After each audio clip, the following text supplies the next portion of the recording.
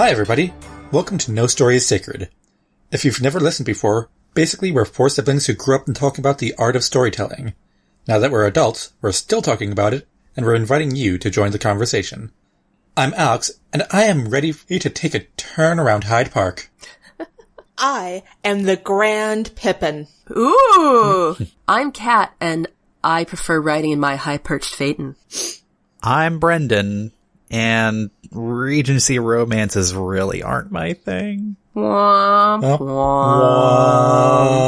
We'll get into that. I want to point out that I did not join in on the womp womp because I'm not going to judge you. Thank you, Pippin. You're welcome. Wait, you judge everything. You literally judged me like not 10 minutes ago.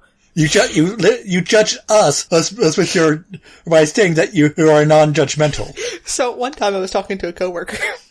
Yeah. And he was talking about something and he wasn't sure whether to bring it up. And I was like, I'm not going to judge. And he's like, don't lie. And I was like, I'm not going to judge out loud. We keep our judging silent here. Yes. I was once accused by a middle school teacher of judging her with my eyebrows. I mean, to be fair, I bet you were. To be fair, I totally fucking was. Anyways, today we're talking about Georgette Heyer's The Grand Sophy, so spoilers abound. If you want specific content warnings or about things we may talk about, check out the show notes on nostorysacred.com. Actually, should we give some... I will say straight off the bat, there's going to be discussion of anti-Semitism. Yeah, there is. A lot. Yeah. A lot. Yeah. So we don't even have to guess that that's going to come up. Listen, Yeah. I wrote the show notes. And Regency is standard, or sexism, chauvinism, the standard. The standards. Historically, what's it called? What's the phrase? Accurate? Historically appropriate?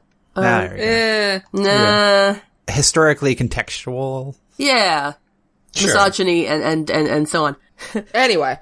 For those of you who haven't read the book, the summary from Amazon is, when Sir Horace Stanton Lacey is ordered to South America on diplomatic business, he parks his only daughter, Sophie, with his sister in Berkeley Square. Forward, bold, and outspoken, Sophie sweeps in and immediately takes them by storm. Upon her arrival, Sophie can see that her cousins are in a sad tangle. Cecilia is in love with a poet. Charles is engaged to a dour bluestocking. Her uncle is of no use at all, and the younger children are in desperate need of fun and freedom. They all need her help, and it is providential that Sophie arrives when she does. So, I just want to straight up say, at the beginning, Yeah. just to get it out there, I accidentally listened to the abridged version.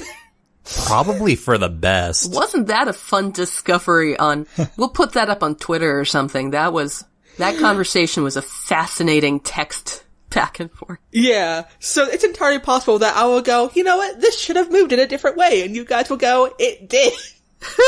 yeah. Who knew? Though, you will also have some benefits, as we will discuss. As we alluded to right during the content warnings. Yeah. So, Kat, Yeah.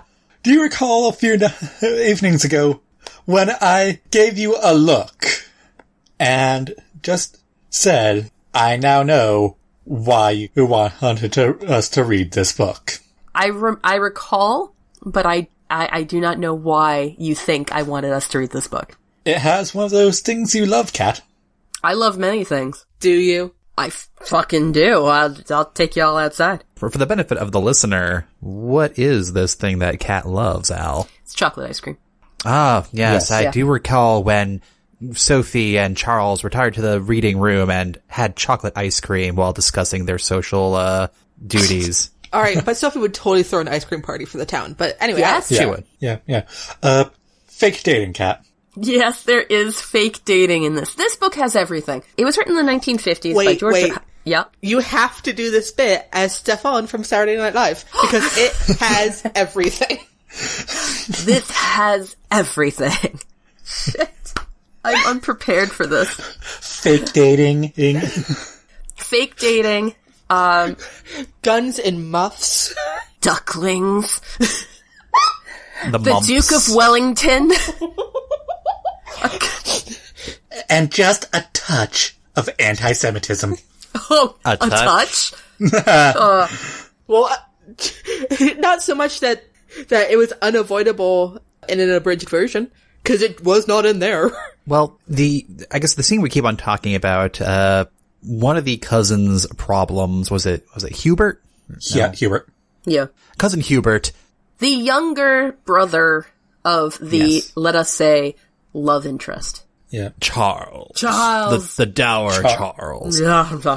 Got into a little bit of a money problem, correct? Mm-hmm. And so... Which in Regency romances is not an uncommon plot device. Oh, no. Yes. Younger brothers frequently get into all sorts of trouble with money, and Because they can't trouble their older brothers. Glance. whoa. Oh, that's a deep cut. But yeah, like, they are uncomfortable or would not want to cause a scene by asking the family for, I guess, the large sum of money. So he Because went it is to their problem that Yes. they must solve like a man. So he goes to a money lender and gets a sum of, what, £500? Oh, Yeah. oh god. Yeah. With, I believe, 15% interest per month. Yes. Friend. And he gave a surety of, like the signet ring or something like that. Yes, the emerald ring of, I believe their grandfather. Yeah, his grandfather on his mother's side. Like, bad decision on top of bad decision. But that's okay, guys, because he is totally gonna turn it around at the ponies. Yep. He fails miserably at that, and so he's worse off than he was before. Of course. But here's the thing. It doesn't just stop at being a moneylender. It's she goes at great lengths to describe with all the worst stereotypes, the fact that it was a Jewish moneylender. Did she actually use the word Jewish? Oh, yeah. Yes. Oh, okay. To one of the descriptors was a Semitic nose. So, Yeah. either this was completely cut out of my version, or I just wasn't paying attention during that bit. Oh, no, you would have. Oh, no. There's No, no. you would've There's noticed. no way. Besides, there's an earlier comment that when Hubert is feeling upset at his brother, comments that he is as tight-fisted as a Jew, and that's really your first hint that maybe things aren't going to be great in terms of anti-Semitism. The curious thing I found, though, was, older books, this can come up. It's unfortunate. But the thing is, this came out in 1950, so this is post-World War II. Yep. This is when shit should have been Scrutinized a little bit more, perhaps. Perhaps. That being said, as a reader in the modern day, I found it extremely uncomfortable. Yeah. Yes. Yeah. And it's really it's what makes this book not something that can be readily called, yay, give it to your kids, give it to everybody. Everybody should read this, definitely. So why did you want us to read it? Yeah. I'm glad He you glanced asked. once more. Man, a lot of glances flying around. Yeah. I'm going to go back to the reading room. You're going to retire to the... Yes. Retire to the library. Library, that's right. The men will go smoke their cigars, the women will do whatever the women do. The women discuss while we wait for the men with their port. And the women gossip about them enormously. Shamelessly. Anyway, why did you want us to read it? Okay. So, I have a couple of reasons. First of all, I think that romance is an incredibly important genre to discuss, and I'd like to be able to talk more about it in the future. It is the, number one best-selling genre in English-speaking society. The people who buy it are intensely loyal readers, and it is, in its own way, there is a certain theater and art to writing a good romance. And to that end, going back to the sort of grandmother of Regency romance. Regency romance wasn't a thing until Georgette Heyer's like, fuck it, I'm gonna write 10 of them. It's like that one person who writes 15 fanfics about a really specific character in a little-known television show. It's they're it. That's it. But if suddenly everyone's like, hey, that shit's great, let's write more of that. That's the dream. Finally, my reboot fanfic will finally get the recognition it deserves. Finally, Wario will get his backstory. Hey, he's the unsung hero. There you go. So, I happen to have a huge fondness for Regency romance. And instead of picking my favorite, I thought getting some origin story, as it were, for the genre would be a good idea. Now, there are pitfalls to that. Namely, historical issues, gender issues, and sexuality issues. We miss a lot of the sexuality issues, with Georgette Heyer. All of her stuff was, fairly PG. Yes, it's only when you're in the 80s, like 1980s, when you get the seriously... Bodice rippers. Yeah, the bodice rippers, which comes from the idea of, the men have to ravish the women, and then the women say, never mind, I'm not offended or horrified, this was great. We're now... Again, the term bodice rippers is synonymous with romance, and that's not really what's going on in a lot of romance these days. But anyway, Georgette Heyer, Regency romance, and honestly, the Grand Sophy was the first one that came to mind because it's fairly cheerful and happy, and I want to be Sophie when I grow up, minus the anti-Semitism. It seemed like she was, in some ways, like a Regency manic pixie dream girl. Am I correct in that assessment? She does show up and fuck around with the dude's life. Mm-hmm. She shows up at the door with a monkey and a parrot. And a dog. She had an Italian greyhound. I remembered that. Mm-hmm. Tina. She showed up with a menagerie. Yup. Yeah. And actually, that's how I kind of knew that Charles was gonna be the love interest right away, because you know what? He liked the dog. Aww. Yeah, the dog liked him. Now, see, that's fascinating that was your hint, because for me, as a dedicated romance reader, I didn't need that. I looked around at the available men, and I'm like... It's not gonna be the poet. No. It's like when you're reading Jane Austen, and that's what a lot of Georgette Heyer was going for, was this sort of Jane Austen comedy of manners type thing. If you look at Jane Austen, you know it's gonna be fucking Darcy. Like, that's who she's gonna end up with. I'm sorry, I can just see Lizzie and Darcy reacting to Sophie. Oh my god. Like, everyone loves Sophie, but I'm not sure they would. Probably not. I think they'd probably end up hanging out with, what's her name? Eugenia. No, Well, Lizzie I would. don't think they'd be on Eugenia's. Mary would hang out with Eugenia. Mary would. Yeah. Okay. Eugenia is the love interest, is Charles's, current fiancée. Scandalous. Yeah, she's not scandalous. She's the opposite of scandalous. No, I mean that she was engaged to her most of the book. Yeah, that's true. That was great. And then he goes and makes out with his cousin. Whoopsies. He didn't make out with his cousin until after the fiancé ditched him. Yeah, but like within the hour. That's true. That's Within true. 10 minutes.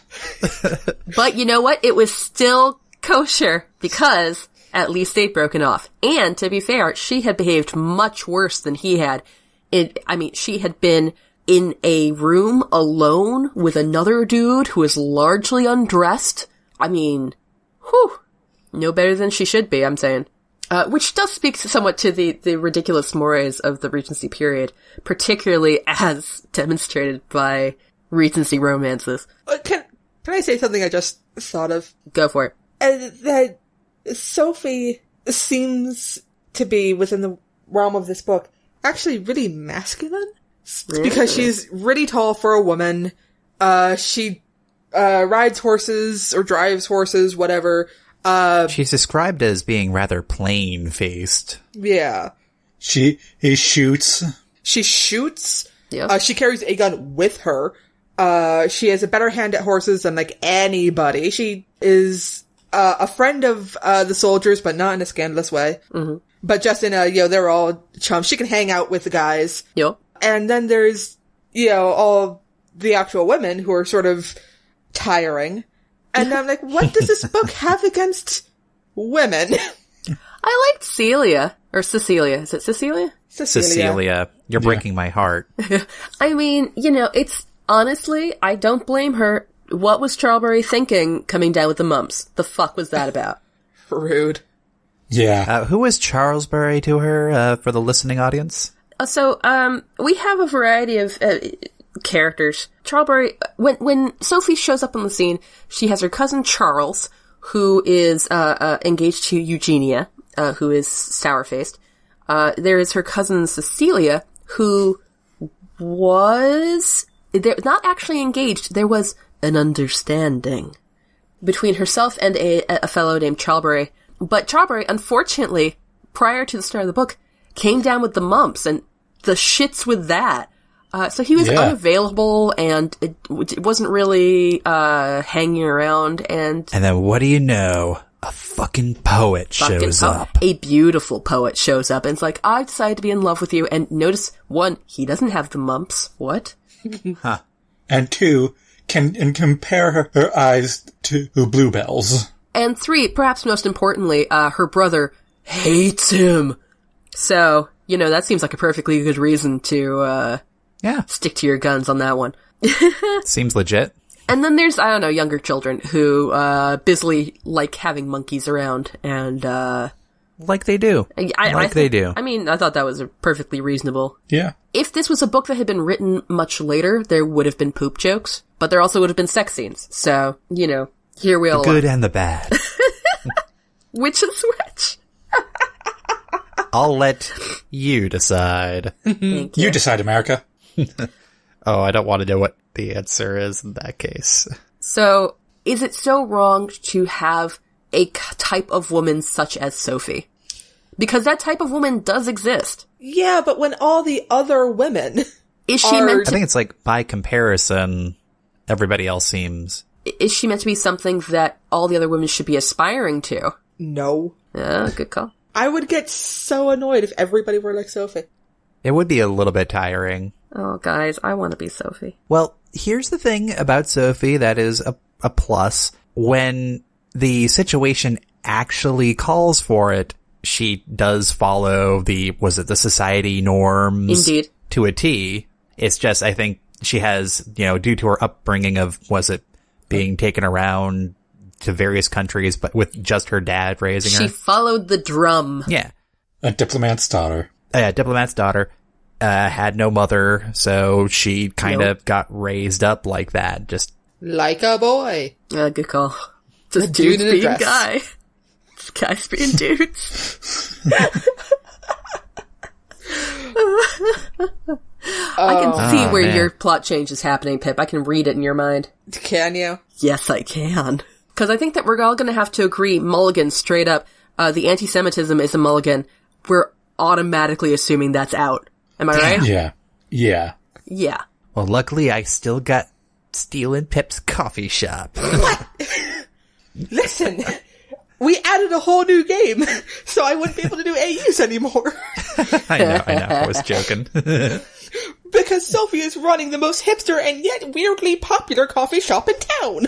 So, one of the things that I like about this book that normally I would hate, this book is filled with exclamation points and stupid shit like that. I hate that. Oh, is it? Yes, it is. But one of the things I usually dislike is when there's an adverb. What are the ones that are LYs? Is that adverb? Yeah. Adverbs, yes. Yeah. Adverbs in speech. I like them sometimes. I think that they can be used well. But used constantly is really annoying. However, they are used constantly in this book and generally as as an indication that Sophie is being a little shit. So, for instance, she might say something like, "But you're terribly ugly," she said winsomely. And that's an opposite. So I found myself incredibly charmed and happy about it because it told me more about her character. Yeah, quick aside with adverbs and all that. I've heard talk elsewhere how a well-written book will avoid using adverbs because you can find the proper word to use in the case of whatever adverb you're actually trying to use. But I always tend to give a pass when it comes to dialogue and the use of adverbs because in the real world, when we're talking, we use adverbs all the time. Oh, I'm talking outside of dialogue. I'm okay. Dialogue tags. So, she said that's what you meant. winsomely. Okay. Like that. Yeah, dialogue is protected speech. If a copy editor or proofreader tries to fuck with your dialogue, murder them in the street. And I say that as having been a production editor, and a copy editor, and a proofreader. I just used an adverb in dialogue. But no, it's something called like a Tom Swifty, like, hurry up, he said quickly. Or something like that. It's like, usually the argument is your dialogue should tell the reader how it should be read. Yeah, it should be just said or shouted if they're saying it loudly. But in this case, generally, the way she's saying something is completely at odds with what she's saying. And I thought that was hilarious, just constantly. Yeah, I mean, if it's needed to help portray what's actually going on. Add some context to their speech. Yeah, and usually it's when there's like a complete mismatch between dialogue and how maybe they're intoning it. Yes. For instance, there's this whole section where she busily insults Eugenia's face. Oh yeah, calling it like a horse, right? Yeah, called her horse face. And I'd really rather you didn't call my fiancé horse face. She's like, you're right, I shouldn't have, but I really meant, like, a really nice horse face. A really good horse. And he's like, I find her to be very, well-bred. She's like, I meant a well-bred horse. She said earnestly. At this point, I'm not sure if I just have an awful memory and don't remember that bit, or if that also got cut out. How much got cut out of your book? That's a good part. Yeah. Damn. The abridged version was like 4 to 5 hours long. Oh, huh. Oh. That means like probably half of it, right?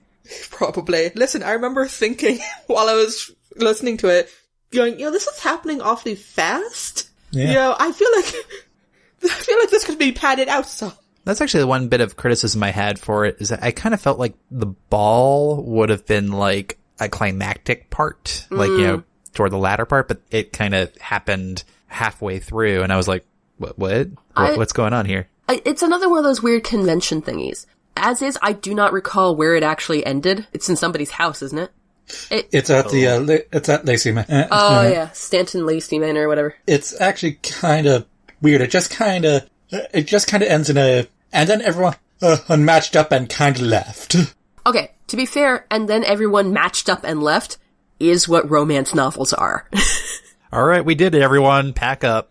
Wait, that's a wrap. Isn't Sophie's soon-to-be stepmother, the Spanish one, I think it is? Yep. Left in the kitchen with the useless poet? Yes! Yeah. Like, I want to be in that room. Oh, no. She is now married to the fortune hunter. Yeah. Who's like, I found the wine. Hooray. Yep. Which fortunately got Sophie's dad out of the problematic relationship. Wait, when the fuck did that happen? Oh my god, girl, what did you read? I don't know. Okay, so, alright, we're gonna live tweet? We're gonna live do this. Okay, Pip, as you know, Sophie's dad was engaged to the Marquesa. Or the Countess, whatever the hell her name was. The Marquesa, yes. Okay. He goes off to, like, Brazil for fuck knows what reason. And, charges Sophie, or at least Sophie says that she's been charged.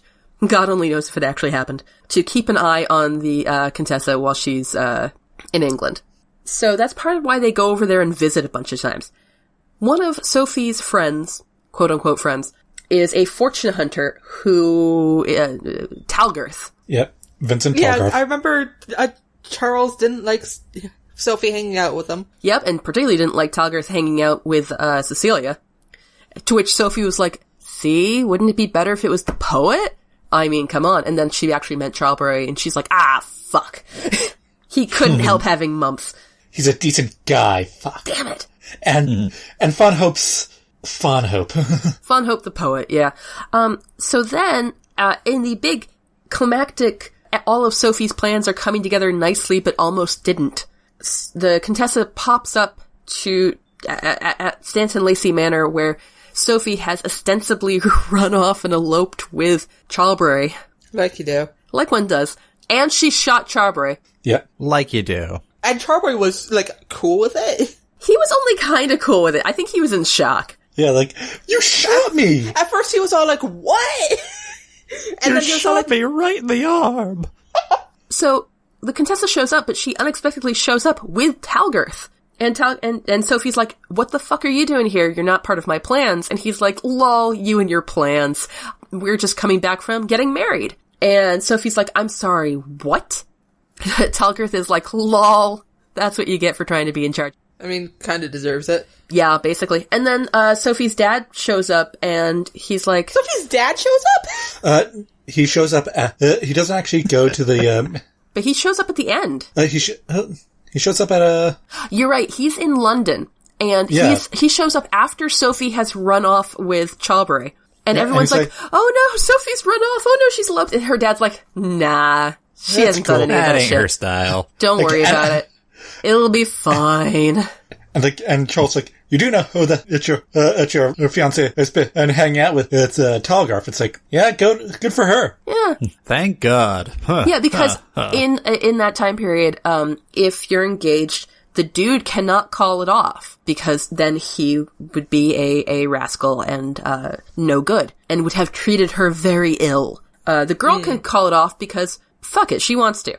Generally, there are reasons, but she is... Because that's just the way of a woman.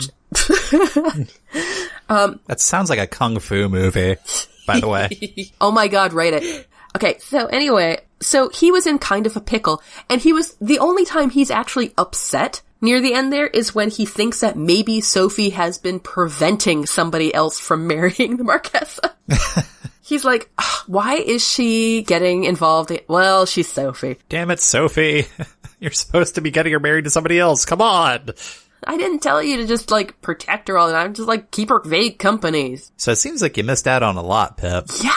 I know they all went to St. Lacy Manor, and I know that there were a bunch of, hangers-on who Sophie didn't anticipate, but I remember that the poet was one of them. Do you remember the ducklings? Yeah, the ducklings sound vaguely familiar. Oh my god, dude. Are you sure it's just like superhero movies where you leave and you don't remember the plot? Listen, I have a really bad memory. How about, for the benefit of the listener, why don't you describe the infamous duckling? The ducklings are a surprise object that appears in... Imagine your dungeon master has rolled for ducklings. Like, suddenly, we need more trouble. There are fresh ducklings at Lacy Manor, and they have to get out of the kitchen because the Contessa has to cook. So they better go in the study where everybody's hanging out, and then they're busily leaving boxes. Like, mind not to step on them. Yeah, maybe I didn't hear this. And then I think Sophie ends up putting her her feather muff on top of them.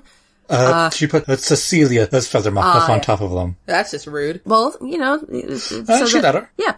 When Charles finally shows up, having known Sophie well enough by this point to not actually be concerned that she's eloped with anybody, he's just like, I know that you're fucking with all of us. That's what you do. You're just fucking with all of us.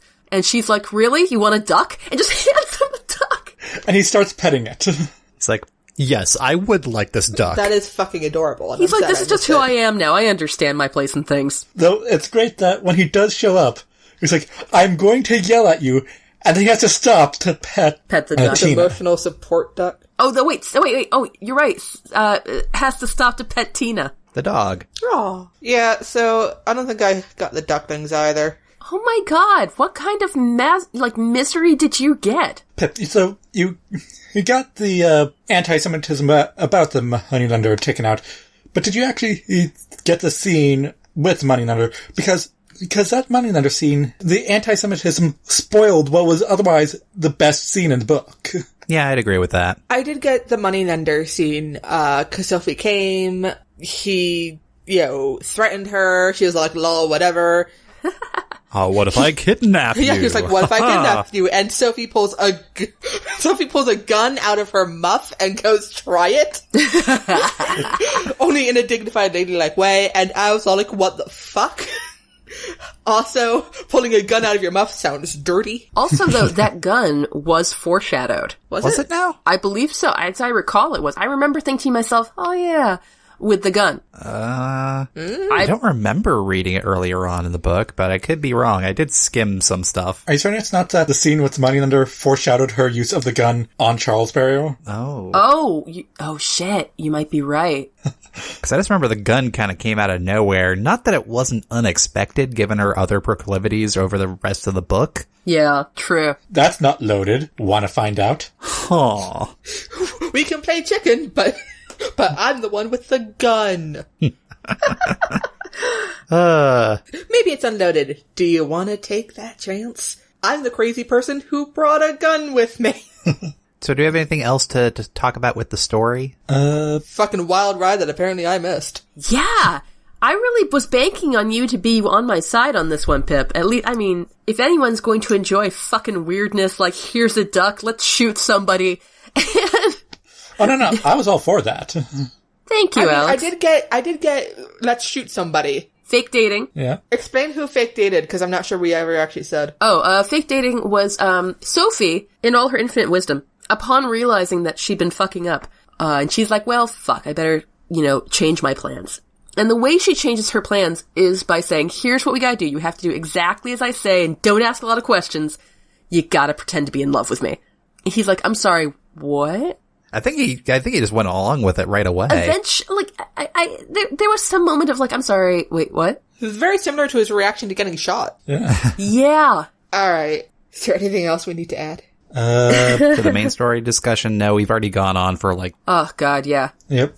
Alright, so... Go first. Fuck all y'all. I'm gonna go first. Do it. Before any of you assholes can steal my idea. Because I'm working at a disadvantage. Yeah, clearly. Okay. Okay. Because if I had known about the ducklings, it would have been Duckling Central. You better not take my idea. We'll see. So what I'm thinking, right, is Sophie. She grew up mostly in other countries. Yep. Quote-unquote diplomat's daughter.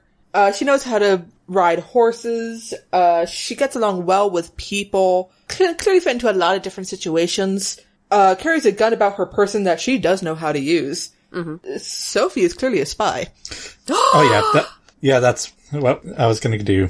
Listen, remember that time? I took your ideas. Karma. I was about to say, remember that time that Pip didn't get the full book? So we should pity her?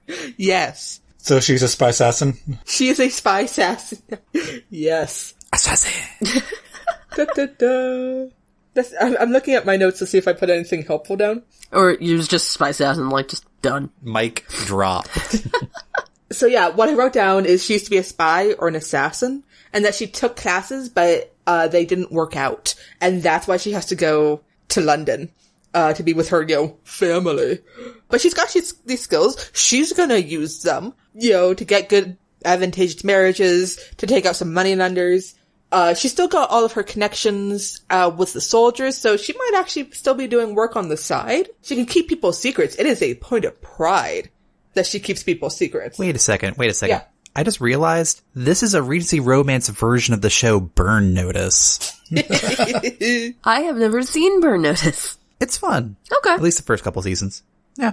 Has Bruce Campbell in it. Ooh. No, it's the same kind of deal. He's burned as a spy and is now stuck in Miami doing jobs for old contacts. But yeah, no, that's totally what she's doing. She knows all these guys, and they're like, hey, Sophie, we can't get into this location. Can you get us the information? She throws amazing balls that everyone, including the prince, shows up to. Mm-hmm. The Duke. The Duke, what? The Duke of Wellington. Wait. The Duke of Wellington is not a prince, but many of the dukes are princes. So Pip is fine. True. A very important person that everyone is all like, holy shit, she showed up. Like, Beyonce would show up to her balls. Yes. But yeah, so that is the adventure. She's exotic. She's so weird. But no, and it's a point of pride in the middle of the story that she keeps secrets. Mm-hmm. Because, that is what one should do is, keep the secrets of others because they have not given you permission to tell. And Eugenia was all like, but it was a bad thing and you should have known about it. Cause Hubert told Sophie about the money lending and Sophie didn't tell Charles. Even though Charles probably should have known about it. Yeah, it was a point of honor. But it was told to her in confidence. And I think Charles, to his credit, understood that. Yeah.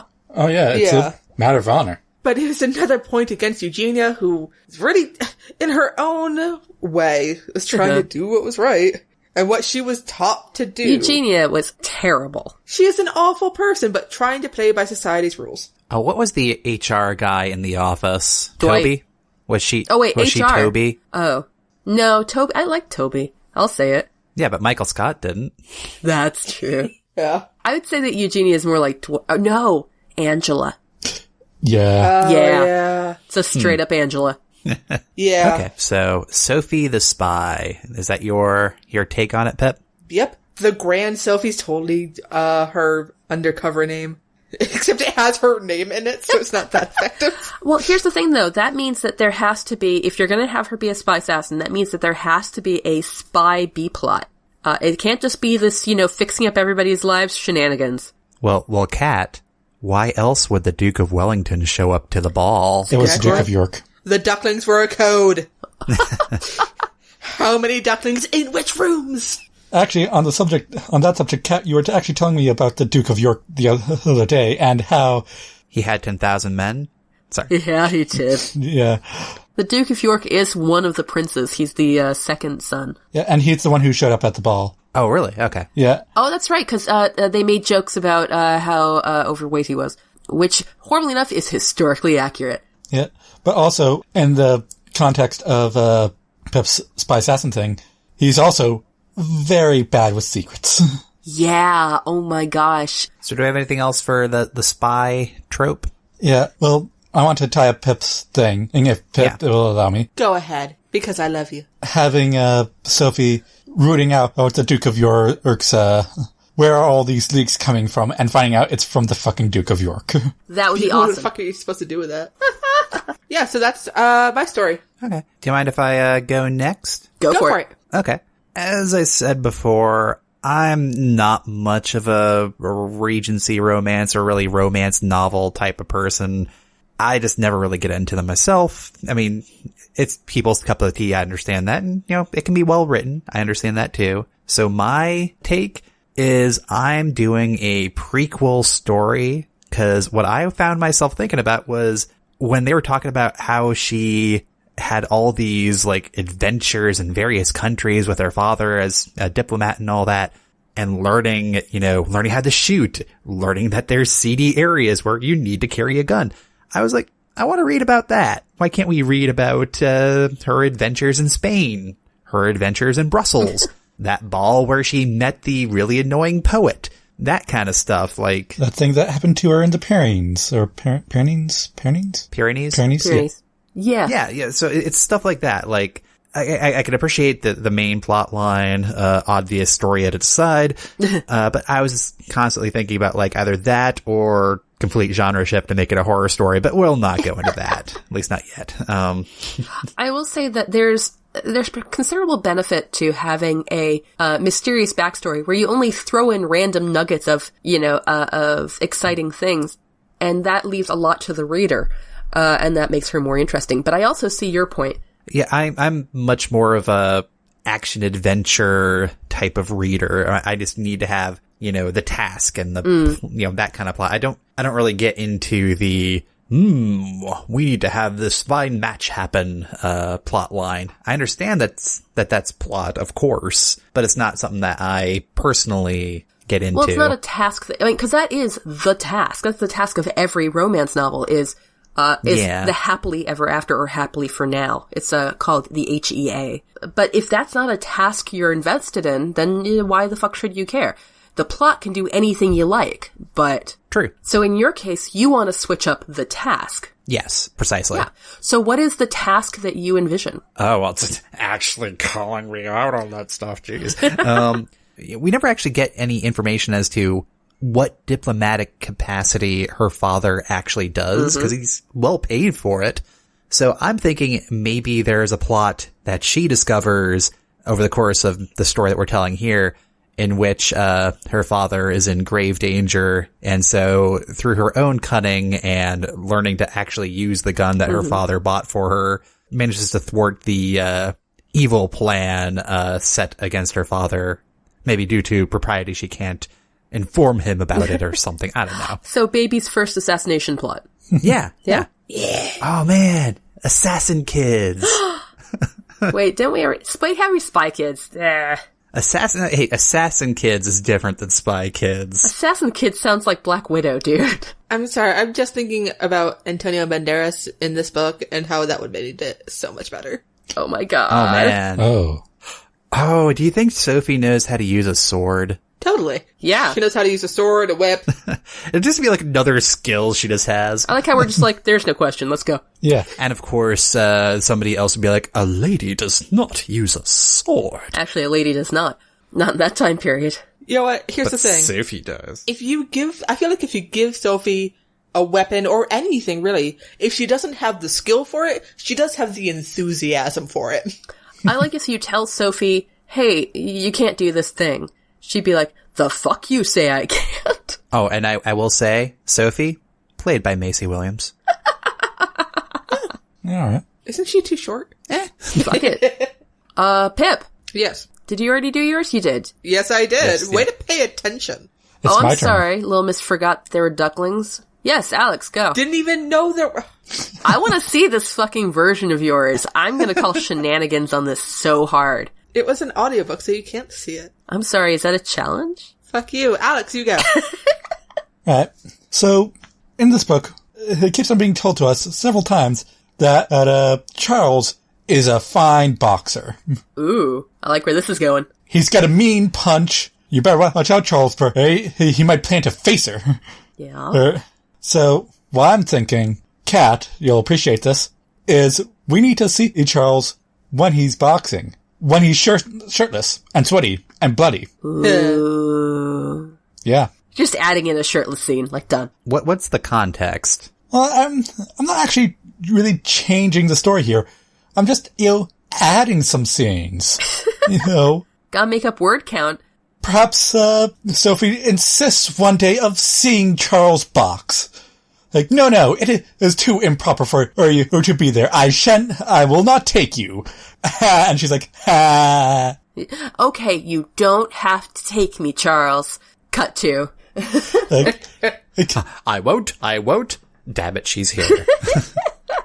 And, very well. Although this is not a place for a young woman. Take it off.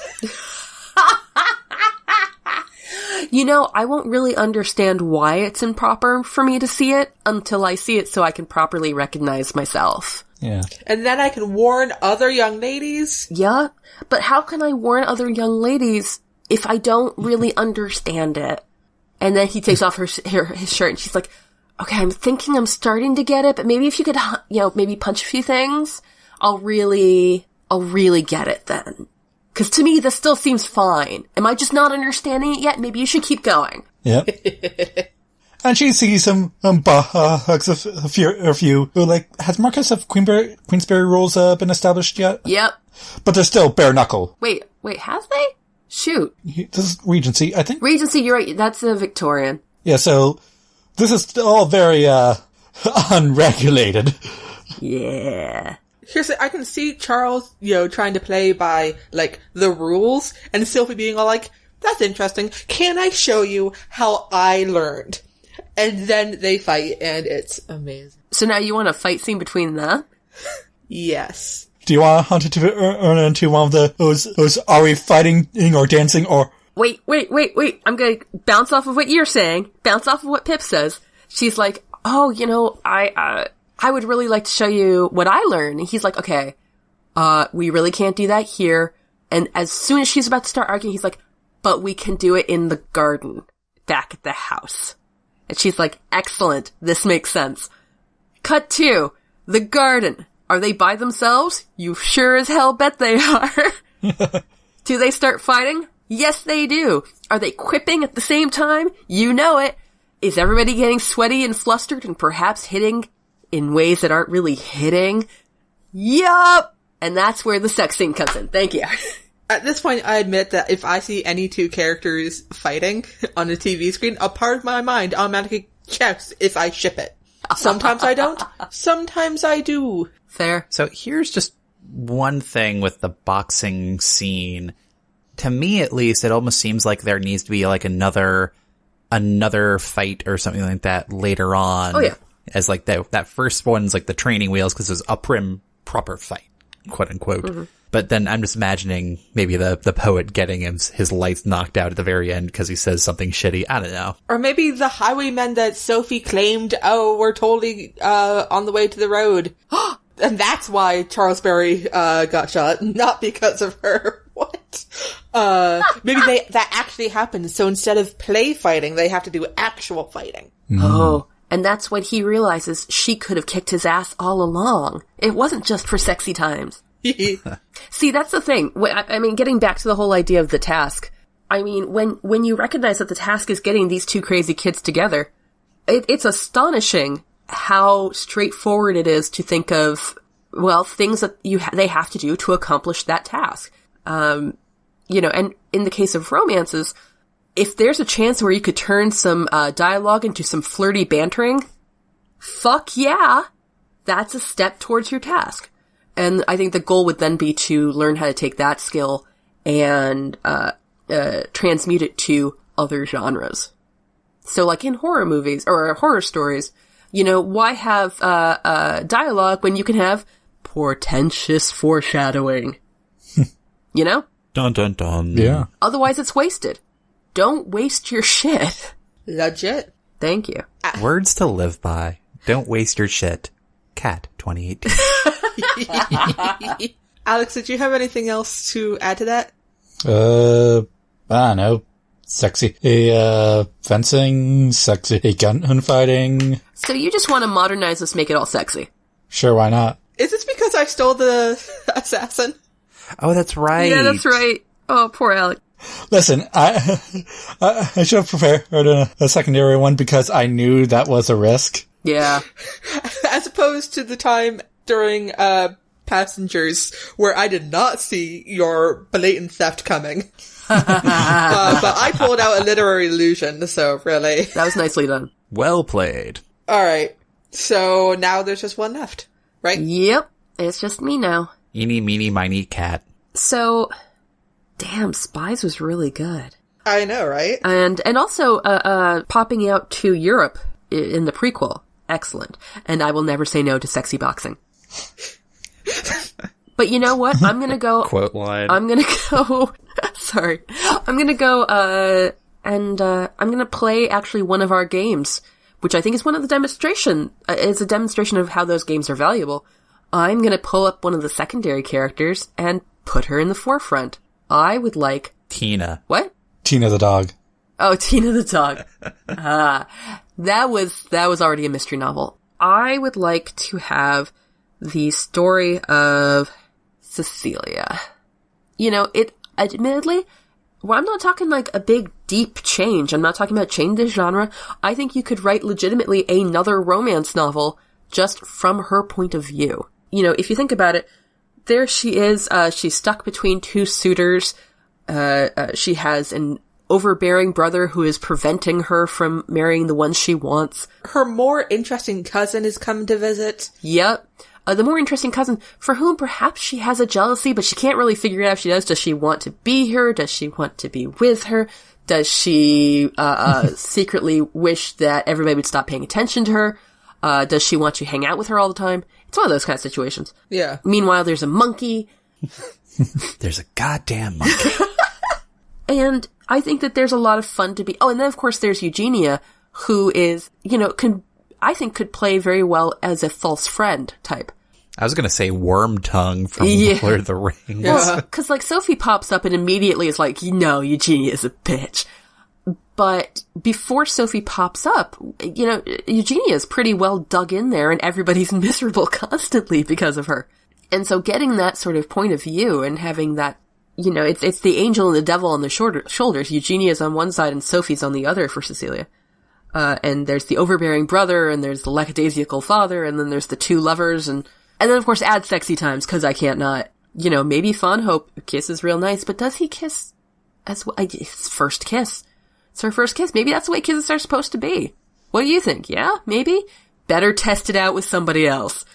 But who? And then suddenly the stable boy comes involved. It's complicated. Suddenly there's a stable boy. Sunday Stable Boys is the name of my rock band. Well, you know what? You could go Austin about it, and, a girl always loves a red coat. So, there's all these soldiers around now thanks to Sophie. Oh my gosh, what if she wants to practice? Holy shit, what if I wanted to change the story? She decides that she can't choose between her two lovers. She can't figure out whether or not Fawnhope's a good idea. She thinks Charlesborough's too boring. She's like, I need more experience. I need to learn how to become a better flirt. I'll flirt with Tallgirth. I'm not rich enough to interest him. So this will be safe. And then, they fall in love. The rake reformed. Fuck yeah. Another of Kat's favorites. What's it called, Kat? What's the name of that book, Kat? I called it The Rake Reformed. Oh no, my favorite book. My first romance. The first romance I ever read. First romance and first historical romance was both. Was a little book called, The Rake and the Reformer. And you know what? It was amazing. And I would have made you guys read it were it not for the fact that I felt like we needed to dip our toes. So, a preview of what is to come. Don't worry. I'll wait a few months. You'll all be so. So yeah, that's what, I also have another confession to make, you guys. Uh-huh. Part of the reason why I wanted us to read this is so that you would then be prepared for the book I am currently writing, which is essentially Georgette Heyer meets The Monkey's Paw. And, less anti-Semitism. Oh, so much less. Yeah. One might even say none. That's the goal. Hashtag life goals. All right. So is that everybody? I believe so. I think so. All right. I think that means it's time for a game. A game? A game? A game. I want to play a game. Oh. What? This all got very weird. See, I was just going for a funny thing happened on the way to the forum reference, and then Al went full saw. Yeah. The fuck, man? Yeah, I was here for a funny thing happened on the way to the forum, because musicals are where I live. I did not like where I ended up. Aww. Oh, I'm sorry. I'm not. I'll forgive you someday. Wait, oh my god. Alright, so, what's the game tonight? What's the game? We mentioned it earlier in the podcast. I think I joked about doing a coffee shop AU. Stealing it from me specifically. Yes. We talked about it. I think we're going to do Everything Changed When the Baristas Attacked. Alternate universe game. Who wants to go first with an alternate universe? I suppose I shall go. So, we're taking this from Regency England to modern day Office New York. Modern day Office New York. Okay. Instead of Lord and Lady Armorsley, it's the office of, let's say, a investment firm, Armorsley and Armorsley. Huh. And you know what? One of the partners is doing some fashionable nepotism and bringing in his niece. And she is going to shake things up. I was going to say, you know what? I'm here for it. I'm somehow imagining the company. Do you remember Astrat from New Girl? Yeah. Associated Strategies, Astrat. I'm sort of picturing that. Do you want to change it to LA? Astrat can be I think they have multiple offices. Okay. It can be anywhere you desire. True. Yeah, Al, it's your story. You are the creator. And Charles is the young who's the one who I don't want to, not the CEO, but is the one actually trying to make sure that he's the CFO, Chief Financial Officer. Yeah, trying to make sure that the firm stays fucking afloat. Yeah. And here's Sophie doing all the grand shit. Charging everything to her goddamn expense account. I don't know, I kind of want Sophie to be a really, really intensely great administrative assistant. One of those ones who secretly runs the entire place. She's sitting there, she's rearranging everyone's schedules, coincidentally, because, oh yeah, no, don't worry. No, you always had this meeting at this time, don't you remember? That's a bit too gaslighty for her, for my taste, but maybe more you'll find you'll have time now to go to the gym, which you've always been wanting to do, and have time to see your kids tonight. How great is that? If you just have this meeting right here, coincidentally, you'll be in the elevator at the same time as this person. Ha ha ha! And also, Charles still boxes. Yeah. Because why not? Legit. Oh my god. And she takes his Ferrari. Yes. Or would he drive a BMW? A Lambo. Ooh. So, there you are. Nice. Pip. What? No, I'm not ready. Okay, can I go? Because I'm super ready. Okay. I was just trying to be nice. So I having read the Grand Sophy before, I finished it fairly quickly. So I've been reading some other stuff in the meantime, including a Jane Austen Pride and Prejudice alternate universe. And I'm going to fucking steal it. Soul marks. I want the Grand Sophy with soulmate, alternate universe. It's the idea where, the name of your true love, or possibly, or, who knows, a name appears on your body when you turn 16. And that is, at least within British society, the person that you are to marry. Add here all sorts of French farce.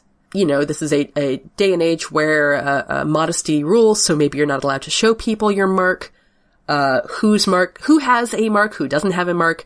There's the poet wandering around just like his soul mark completely open to everybody can see it, and it says something stupid. It can be like the name of somebody, or you could go with like the first words you'll ever say to whoever your soulmate is, the first words they say to you. So, you blithering idiot could just be on him. What's fun, hope it can be the name he comes up for them. Oh my god. Or it could be a historical name, not Athena, who's the goddess of love? Aphrodite. Yeah, maybe he just says Aphrodite, and so every woman he falls in love with, he nicknames her Aphrodite. So they're all his soulmates. And fucking fun, hope he would. And meanwhile, I mean, the fun part about this, of course, is that there are so many people with similar names, or nicknames, or what have you, and you can make things mean whatever you want at the end of the day. So if somebody says, just has an S or whatever, that could mean Sophie, that could mean, monkeys, that could mean any number of things. Money lenders. Ooh. I mean, so, the idea of a soul mark, you figure out whatever your universe is, the law of world building, and then after that, French farce. What's particularly great about the Pride and Prejudice version I was actually reading is, Bren, we do in fact see Lizzie Bennet in Europe going about and having adventures during the Spanish War. It is exactly what you wanted for Sophie. Fair enough. Yeah. Huzzah. Blowing up powder kegs, all sorts of things. Like one is wont to do. Indeed. It seems like a fun activity. So I love I want to make a soulmate universe. There.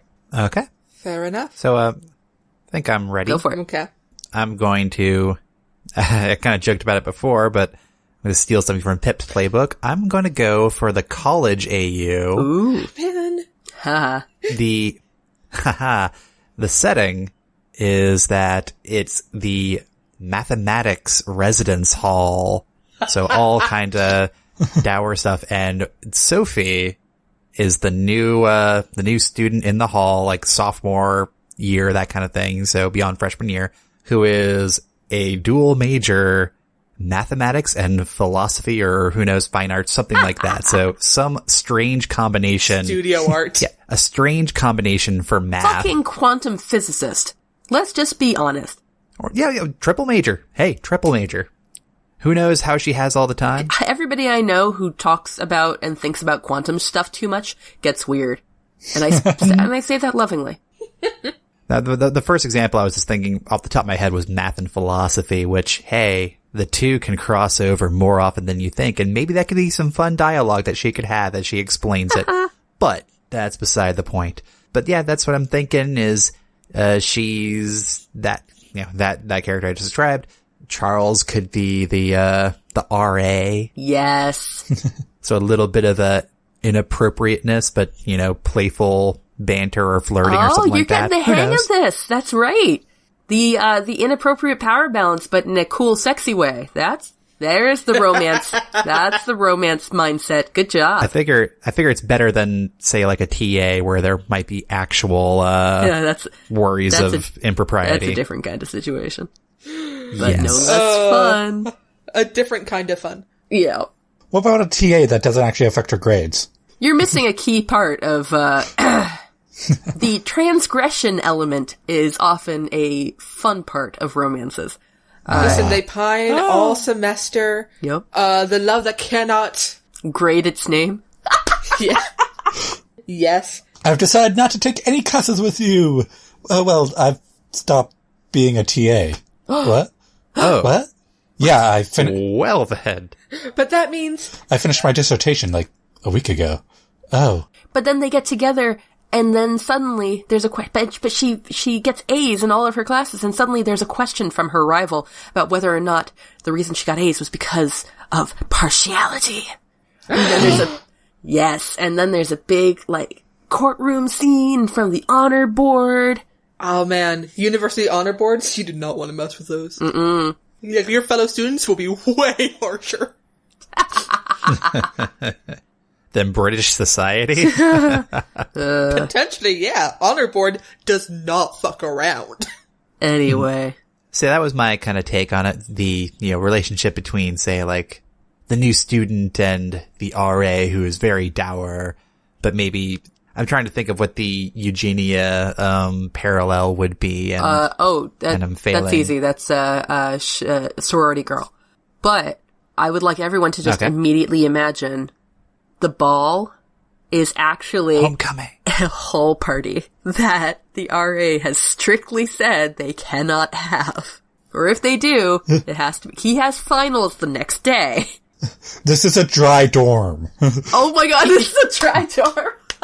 He told Sophie that if she could run an event, but it had to be like a small, like, tea party kind of thing. Yup. And she's like, yeah, totally. Yep. Tea. It's a book club thing. Oh my god, and the books are all, like, just porn, and the tea is, in fact, tea, but it's mostly whiskey. Yes. They're both brown, I mean, come on. It's really hard to tell the difference. They have all the alcohol in teapots. That's what makes it classy. Oh my god. And he keeps on taking her to one of the study rooms to have the private discussions. It's like, we can't keep on doing that. One, I can totally see Sophie throwing that party. Two, I kind of want to go. Yes. Yeah. Oh yeah. Well, and that I think speaks to the character of Sophie. Like, yeah, like the shit she comes up with, one does want to go along with it.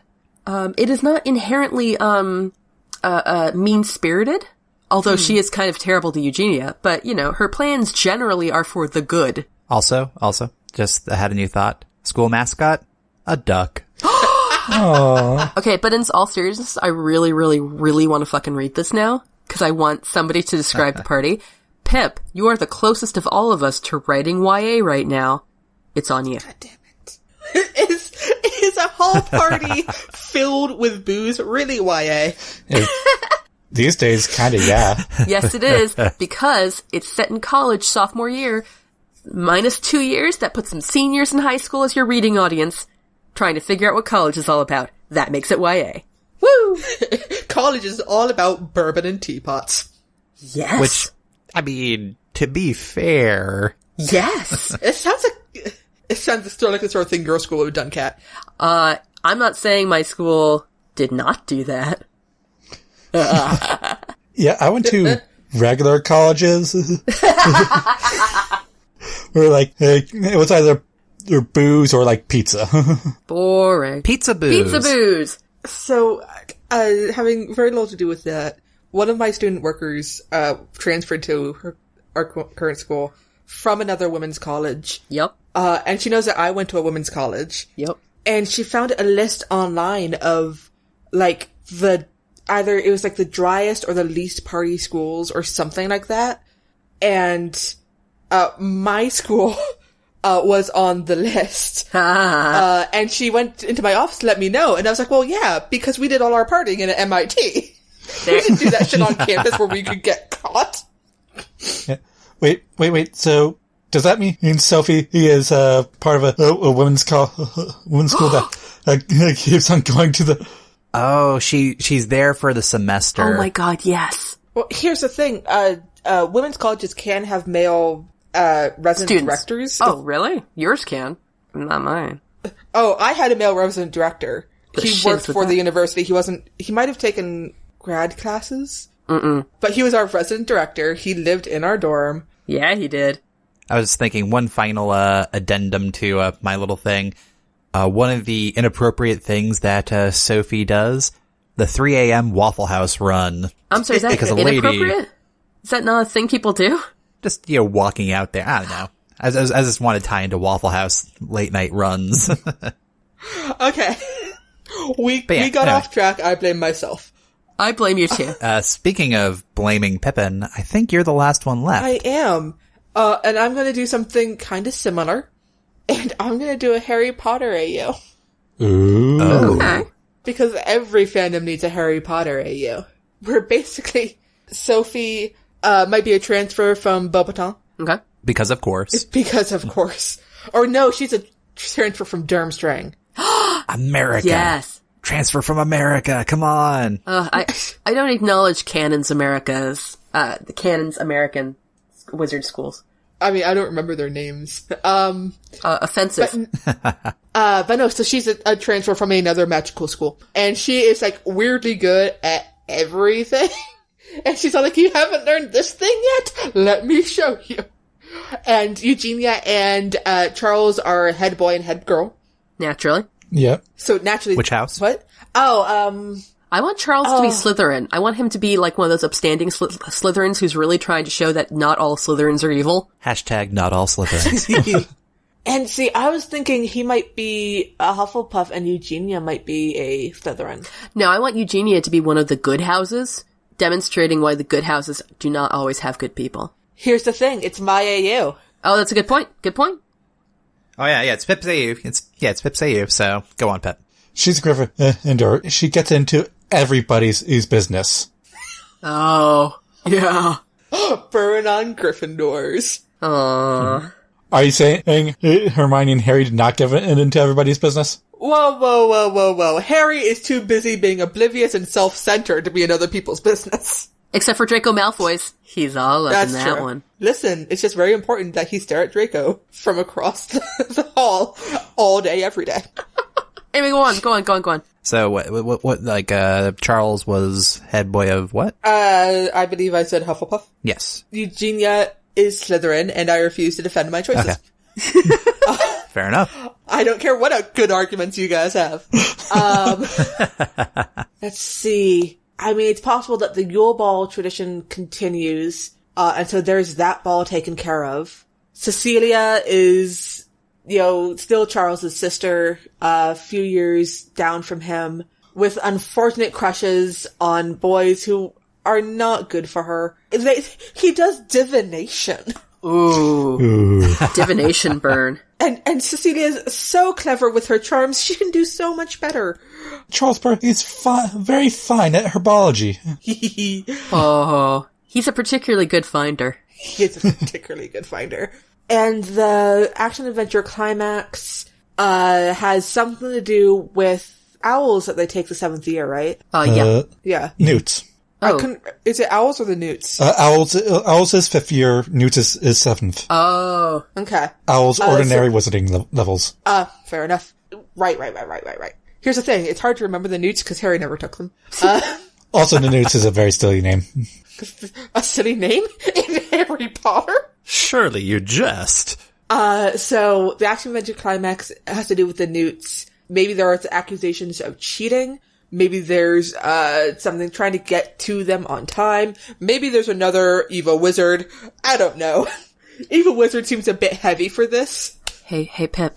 Yeah. Hey, Yes. Hey. Oh my god. What up? Hey. Do you know what Sophie's animagus is? What? It's a duckling. Animagus or Patronus? Both! I really want her to be an animagus and she just turns to a duckling no matter what. But it's like a big reveal. You keep seeing ducklings the whole Yes! time. Oh, that's how, like, it's like any scene, like, where, like, a couple of characters are talking about stuff and they're thinking they're, out of hearing of Sophie, or out of hearing range of Sophie. It's like there's just a duck in the scene. It's like, it's her duck again. Damn it. Or a group of ducklings nearby, which they just assume are a group of ducklings. Oh my god. But she conjured some other ducklings and hid amongst them. Either that or her animagus is a series of ducklings. On this a series of I'm sorry, I can also just see her, like, name-dropping members of Dumbledore's army or the Order of the Phoenix. Just going, oh yes, I know them. Is this after Harry Potter? After Harry Potter. Okay. So he's, like, working for the Ministry or whatever. Oh, she totes knows Hermione. Oh yeah. Like, personally. Oh yeah. Hermione visits towards the end, so everyone knows she wasn't lying about it. That's awesome. Yes. I mean, is there like an alumni day at Hogwarts? There is now. Sophie arranged it. That's amazing. So yeah, that's me. But wait, does she still fall in love with Charles? And Charles with her? Of course. He's head boy. She keeps doing all this wacky, wild shit. Some of it not actually against the rules, just frowned upon. Some of it straight up bad. He keeps taking points. Sophie, why are you swimming in the Great Lake? That's a bad idea. Sophie, get out of the Forbidden Forest. Forbidden's in the name. Sophie, stop putting... You can't put a tire swing on the Whomping Willow. But I want to go higher. And, like, he's taking points until, like, Eugenia also starts taking points, and then he's like, well, wait a second, and starts giving the points back. And it's like this constant points thing. Oh my god, yes. And meanwhile, the faculty shows up and it's like, we've talked for some time about maybe not letting students have this kind of shenanigans, and this is exactly why.